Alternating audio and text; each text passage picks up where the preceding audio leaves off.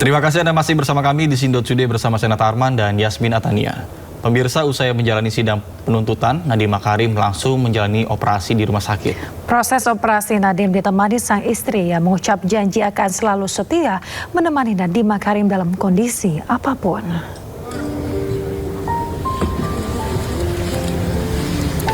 Pemirsa, seperti inilah sosok Franka Franklin Makarim, istri dari Nadiem Makarim yang juga disorot saat selesainya sidang tuntutan. Franka terlihat menjadi istri yang berusaha tegar dan setia menemani dan juga menguatkan Nadiem dalam segala kondisi. Meskipun tuntutan pidana 18 tahun dan uang pengganti sebesar 5,67 triliun rupiah benar-benar membuat patah hati. Namun berulang kali Franka menegaskan akan selalu setia menemani sang suami. Usai menjalani sidang, Franka menemani suaminya menjalani operasi fistula periana di Rumah Sakit Abdi Waluyo. Dan saat ini Nadiem Makarim tengah dalam masa pemulihan. Baginya, Nadiem merupakan sosok ayah yang sangat dekat dengan anak-anaknya. Di media sosialnya, Franka berujar, "Saya tidak akan berbicara tentang tuntutan sidang Nadiem.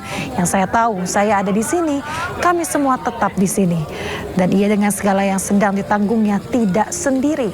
Kami menunggu keadilan menemukan jalannya."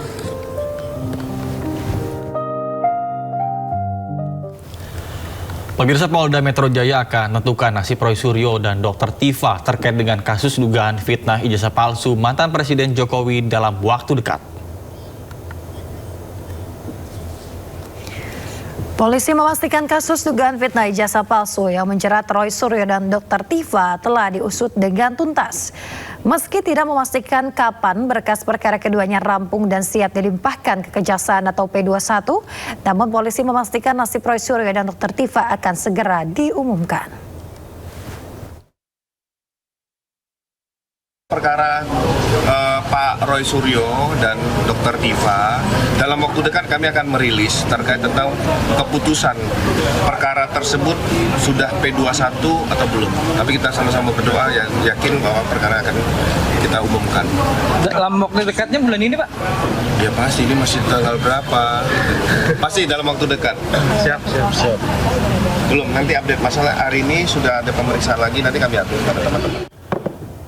Pemirsa, Mahkamah Konstitusi menolak permohonan uji material pendaftaran pemindahan terkait dengan ibu kota negara dari Jakarta ke IKN. MK juga tegaskan Jakarta masih menjadi ibu kota negara sampai ada keputusan Presiden. Yang diatur dalam pasal 9 ayat 3 U14 2025, menurut Mahkamah baru akan terjadi. Mahkamah Konstitusi menolak permohonan uji material Undang-Undang Nomor 3 Tahun 2022 tentang ibu kota negara. Hal itu dinyatakan dalam sidang putusan di Gedung Pleno MK dan dipimpin langsung Ketua MK Soehartoyo. MK juga menegaskan saat ini Jakarta masih menjadi ibu kota negara. Menurut Hakim Konstitusi Adis Kadir, pemindahan ibu kota negara dari Jakarta ke IKN harus disertai dengan keputusan Presiden. Atas dasar tersebut, MK menilai permohonan pemohon tidak beralasan. Dalam konteks pemindahan ibu kota negara dalam Undang-Undang 2 tahun 2024 Junto Undang-Undang 151 tahun 2024 terdapat ketentuan mengenai pemindahan ibu kota negara Kesatuan Republik Indonesia, yaitu tergantung pada saat ditetapkannya keputusan Presiden mengenai pemindahan ibu kota negara Kesatuan Republik Indonesia dari Provinsi Daerah Khusus Ibu Kota Jakarta ke Ibu Kota Nusantara. Amar putusan mengadili menolak permohonan pemohon untuk seluruhnya. Demikian diputus dalam rapat permusyawaratan hakim oleh 9 hakim konstitusi yang nama-nama hakim dianggap diucapkan pada hari Rabu tanggal 29 bulan April tahun 2026 yang diucapkan dalam sidang pleno Mahkamah Konstitusi terbuka untuk umum pada hari Selasa tanggal 12 bulan Mei tahun 2026. Gugatan uji material terhadap Undang-Undang IKN dilayangkan oleh seorang warga bernama Zulkifli. Pemohon mendalilkan keberadaan sejumlah pasal dalam Undang-Undang IKN dan Undang-Undang DKJ bisa ditempatkan sebagai keputusan Presiden sebagai syarat konstitusi tentang peralihan ibu kota negara. Tim Liputan iNews melaporkan.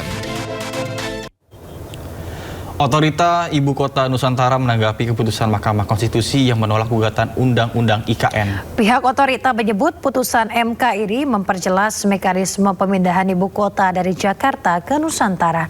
Selain itu, pemirsa, otorita juga menyebut bahwa saat ini pembangunan di IKN masih terus berjalan.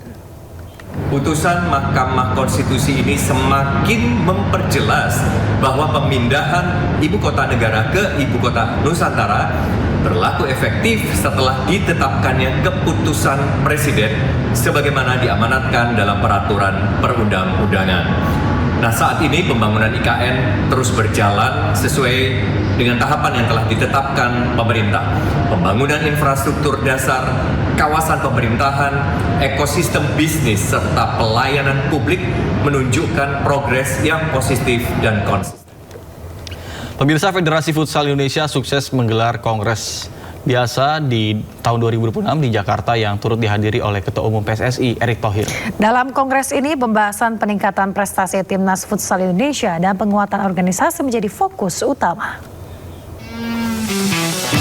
Federasi Futsal Indonesia atau FFI secara resmi sukses menggelar kongres biasa yang membahas berbagai agenda penting. Salah satunya mengumumkan transformasi kelembagaan dengan berganti nama menjadi Asosiasi Futsal Indonesia. Hal ini menjadi langkah strategis sekaligus menjawab tantangan dalam menopang prestasi futsal nasional. Kongres ini menjadi momen penting untuk meningkatkan profesionalisme pengurus dan tata kelola organisasi futsal agar naik kelas. Hal ini juga menyusul prestasi Timnas Futsal Indonesia yang berhasil menembus peringkat 14 dunia. Dan di kongres kali ini tadi kami mendapatkan arahan dari Pak Erick terkait dengan pentingnya organisasi naik kelas.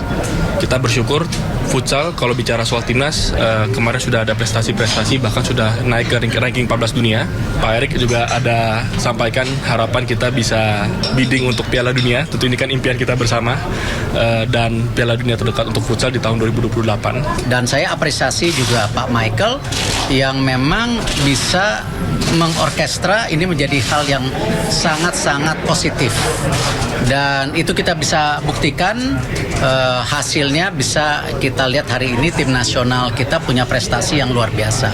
Selain membahas penguatan organisasi, Kongres Biasa Federasi Futsal Indonesia ini juga menjadi langkah awal dalam menyiapkan futsal Indonesia agar mampu bersaing dan menjadi tuan rumah ajang internasional di masa depan.